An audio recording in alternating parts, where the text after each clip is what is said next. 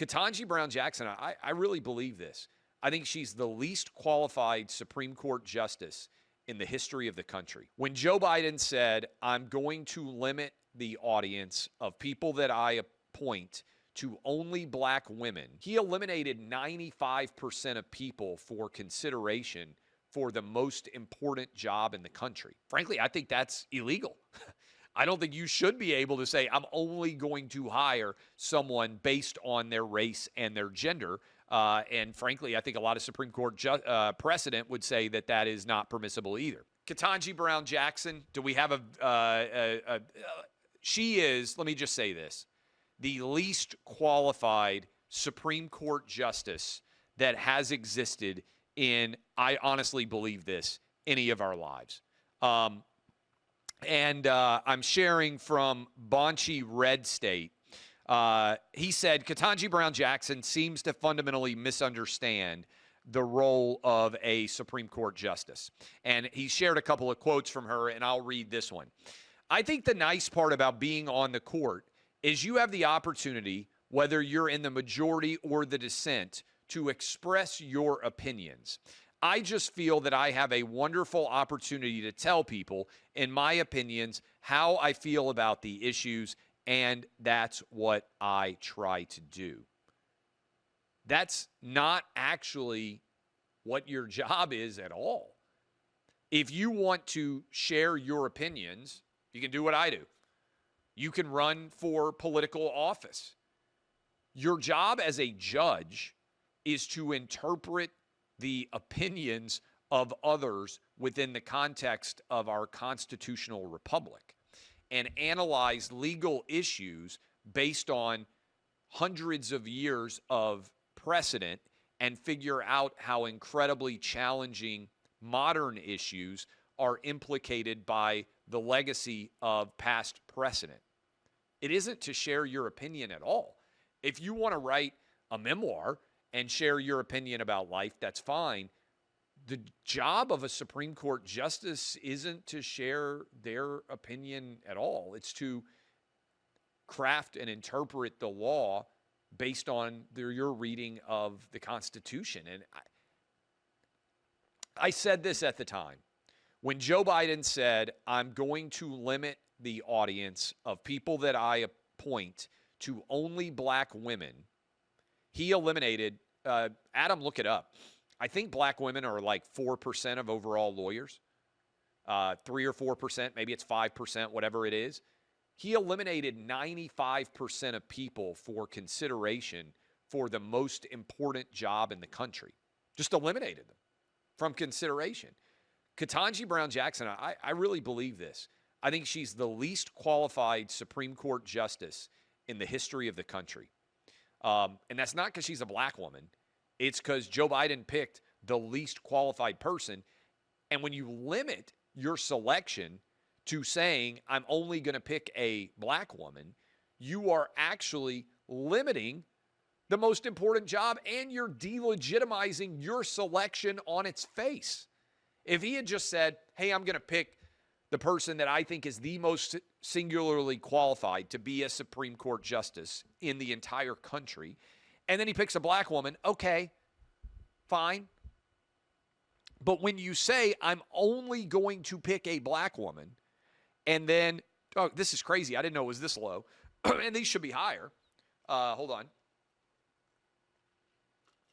Just 2% of attorneys in the United States are black women. When Joe Biden said, I'm going to put a black woman on the Supreme Court, he eliminated 98% of the other attorneys that might otherwise have been eligible. 98 out of 100 lawyers, with one fell swoop, he said, I'm not going to consider you for this job. I'm only going to consider people based on their race, based on their gender. She is a DEI hire. Now, if you want to argue there should be more black women who have law degrees, okay. I don't disagree. I actually think personally there should be fewer people with law degrees, or way more, one or the other, because I think that a lot of lawyers aren't actually productive elements of society. in that they basically just make things messier. And personally, I don't think you should have to go to law school for 3 years because lots of law school is just a hindrance to being able to take the bar exam.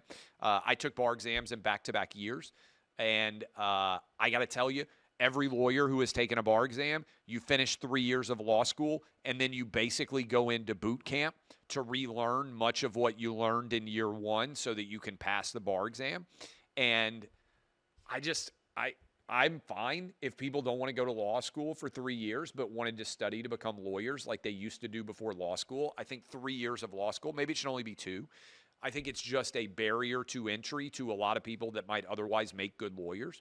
And I think the barrier to entry is designed to try to keep legal fees high to a large extent because the bar exam is, frankly, not that applicable to 3 years of the law school that you study for because you have to typically go into a bar review course to be able to pass the bar. I had to study by myself both times, by the way, because there was no Virgin Islands bar review course, and there was no then I took the bar in Tennessee while I was practicing law full time, which is tough because you have to study for the bar in your free time after you work in a law firm all day. So I took back-to-back complete bars, back-to-back years, passed, still have no idea how much I passed by.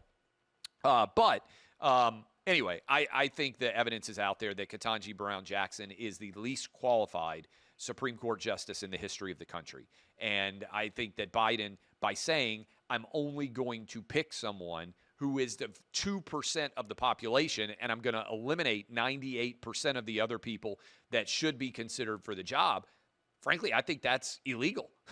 I don't think you should be able to say, I'm only going to hire someone based on their race and their gender.